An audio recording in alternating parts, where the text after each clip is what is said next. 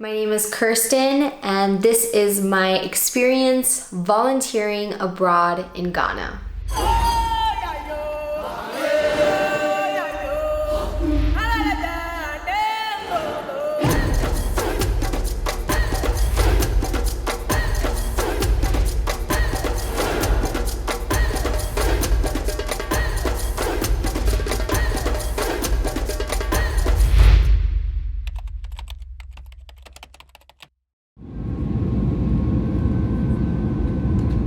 I remember being in the airplane and seeing how gray the sky was. It was very gloomy the day that I arrived. As soon as I stepped out of the plane, it was like the heat just slapped me across the face. It was so humid and hot. The founder of the organization, Laud, picked me up from the airport and we took a ride home that took us about 2 hours, I would say, when it's really only a 30-minute drive, but because of the traffic, it took us 2 hours. So I arrived in the house and we lived in a community called Abokobi, and this is in the more rural part of the capital of Accra. So it is definitely falls within the Accra region, but it is not technically in the center of Accra. It's definitely more in the outskirts. And so this is as real as Ghana can get. Like, this was the real deal. This neighborhood, there was no paved roads. The pollution is pretty high, and I think the reason for that was because of the lack of garbage bins that they have from the government. And so it was shocking to see that, but I was welcomed with open arms in my house. I was greeted by the most beautiful children, and as soon as I walked in, they were so sweet. And after a couple minutes of trying to get to know them and asking them what do they like to do, they said, we like to dance, and they just started dancing.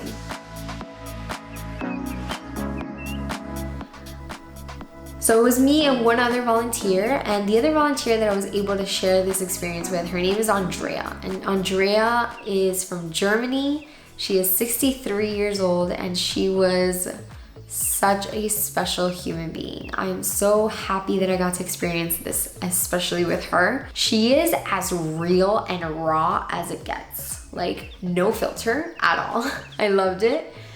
But she also has such a huge heart of gold. Every act that she did, you can tell she did with such pure intentions, and she really just thrives off like helping people and helping animals. She was really, really passionate about the animals in Ghana. And it was honestly one of the most rewarding experiences was getting to know her personally.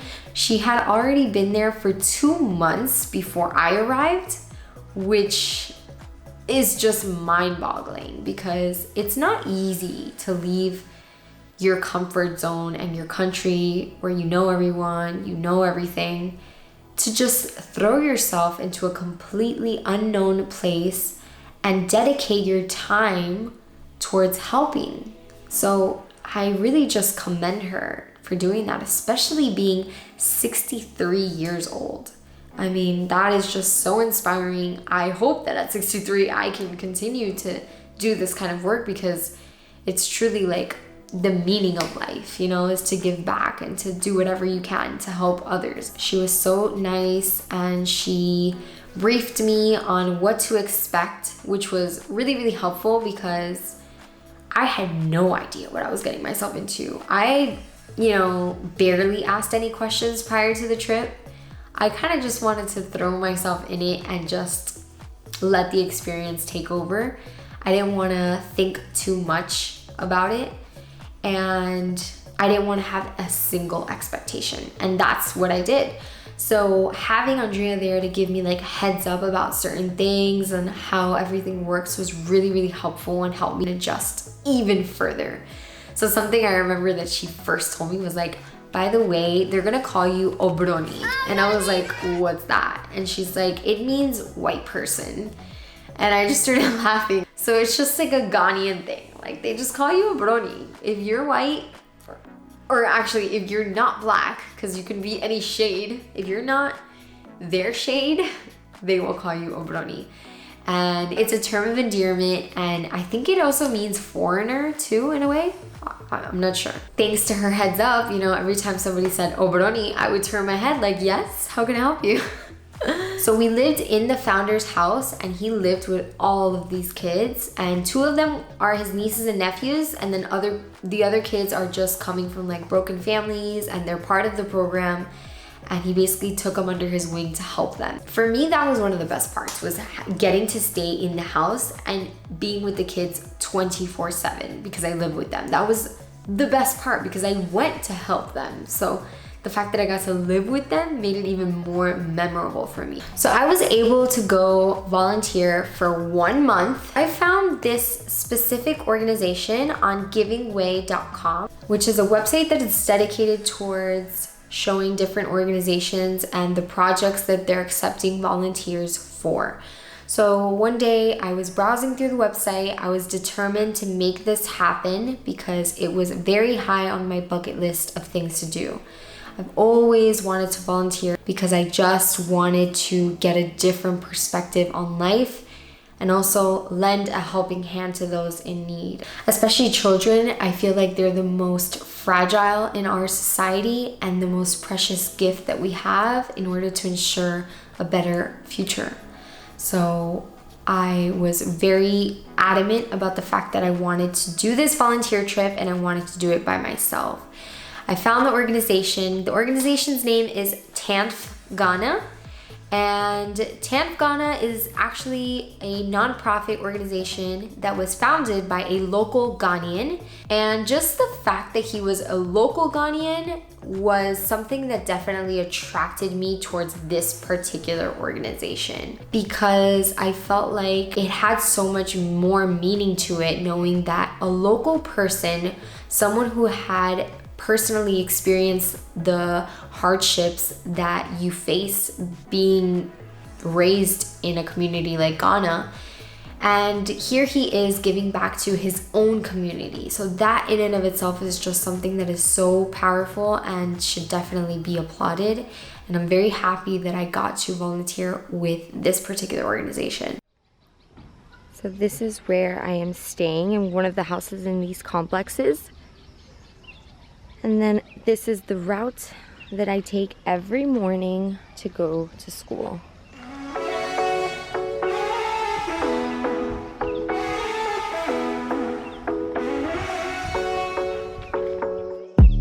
The sun is going down now. Been at it for a while, and I have had enough. So we're here at the school.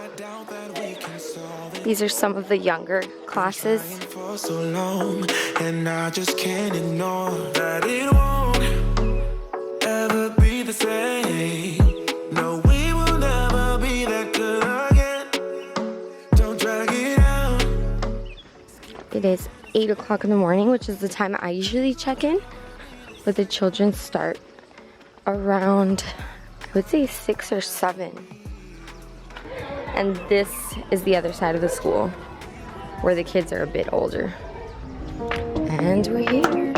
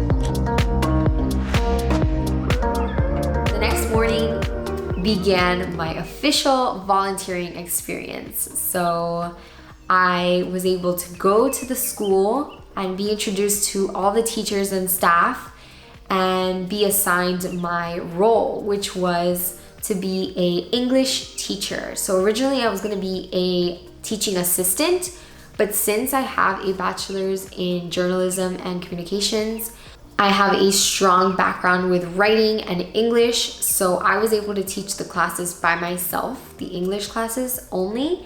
And what they did was they assigned me to a class, and the class was Form 1, which is basically 6th grade in the US. And my class was so special. The kids were so cute and so nice to me. They welcomed me with open arms. They were so excited to get to know me and get to know where I'm from. And I think one of the beauties about being able to volunteer to these different countries and regions is that a lot of these kids living in these less fortunate predicaments, a lot of them won't be able to travel outside, even though my hope is that most of them can, that there's definitely a chance. A lot of them won't be able to travel outside in their lifetime. And so the fact that I am able, privileged enough to go visit them, it's like having a experience being personally delivered to you, a travel experience being personally delivered to you. And so me being able to tell them about my culture and where I'm from and the places I've seen and the foods that I've eaten is expanding their minds to know that there's a whole huge world out there, you know, and that there's so much more to experience and learn about. And so I'm just happy that I was able to even provide that for them on top of helping them in their education and learning English. I'm Kit. Is that good morning? Yes. Okay, so today we're gonna read Ripples. You guys already read this, right? Yes. So we're reading again. So should we take turns? Each person reads a little bit, or? Yes. Yes? Okay. Okay, perfect. So who wants to read first? So a lot of what we did during class time revolved around reading. We read a lot of like short stories, poems, and we would read as a class, and then we would go over and we would answer questions about it, and then we would look for words that we didn't recognize, and I would help them define those words. From their daughters to provide for their daughters to provide daily bread. The first language in Ghana is actually not English, even though everyone has a basic understanding of English. They have about 250 dialects within the country of Ghana. So there's so many different languages. Their main language, I would say, was Chi, which that's not even how you say it. They would always make fun of me with the way I pronounce it. I think it's pronounced Shri. It's like this sound that I can't make. But it's like Chi, but it's T-W-I, Chi. And this is a form of the Akan language. And this, I would say, is like the main dialect, the one that everyone speaks in Ghana, and the one that they primarily speak too. Even though in school, they're only supposed to be speaking English because they're trying to really perfect the English language. English is just so important for them to learn, and I'm so happy that I was able to be there and help them.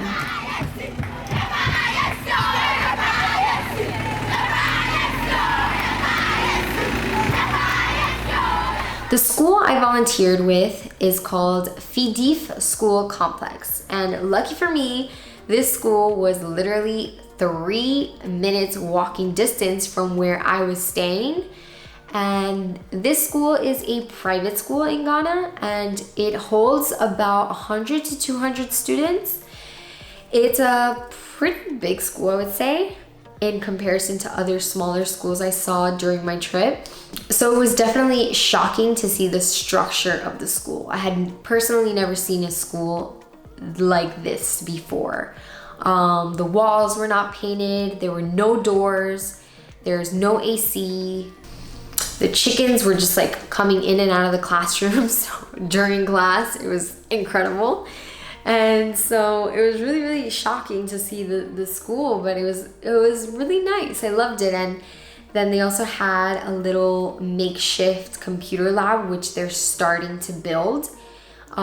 Which this room does have AC because the equipment cannot be under such hot temperatures, obviously.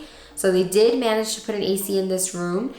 The kids, one day, I remember we went in and they were blowing them with leaf blowers, trying to get the dust out of them. So they're still in the process of building this part of the school, which is amazing. If they can get this up and running, it'll be so beneficial for the kids to learn how to use computers in this technology dominated world, you know? So I'm really excited for them. And then the school also has like a little kitchen area at the end of one of the structures. It's like a little room, I would say. And it's two chefs, two ladies who are in charge of cooking the food for the students. They cook 2 meals per day. So it's like a snack meal and a lunch meal. And I remember during lunch every day, every time we would hear that bell ring, we would run, me and my students would run to go get the food of the day. And every day was something different. So a lot of the time it was rice. Ghanaians love eating rice, which being from Miami, I'm so used to eating rice and I love rice so much. So I was like, oh, I feel like I'm right at home.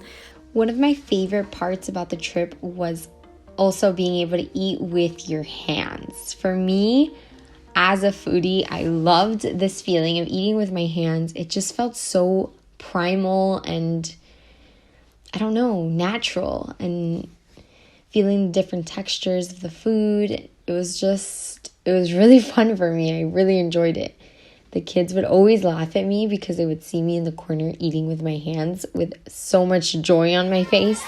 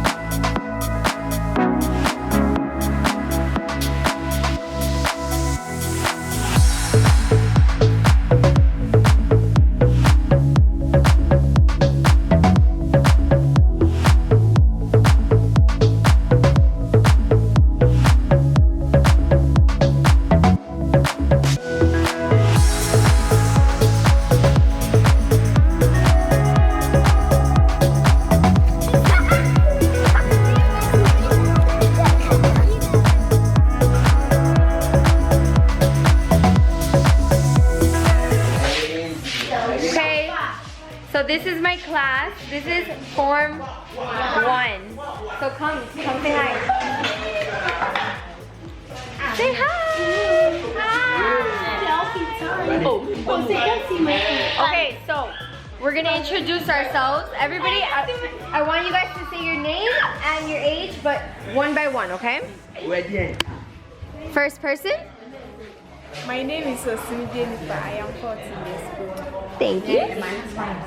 My name is Roy, aka Lamatus. Hey, how old are you? I am 12 years old. Okay. My name is Abby Gloria and I'm 12 years old. Perfect. My name is Amusa Frederick and I'm 14 years old. What is your name? Amusa Frederick. Omosa Frederick. Yeah. Wow. Okay. My name is Ofori Reina and I'm 13 years old. My name is Elliot Boja. I'm 13. Okay. My name is Shafadra Madam. 13. My name is Miss Akabu. I am 12 years old. Okay. Carol? I am Carol Sabon and I'm 13 years. Yay! Anybody else?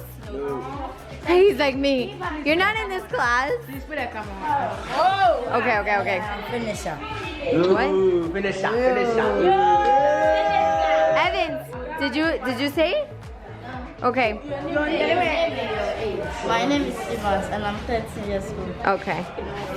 Yay! This is the best class in PD School Complex. Yay!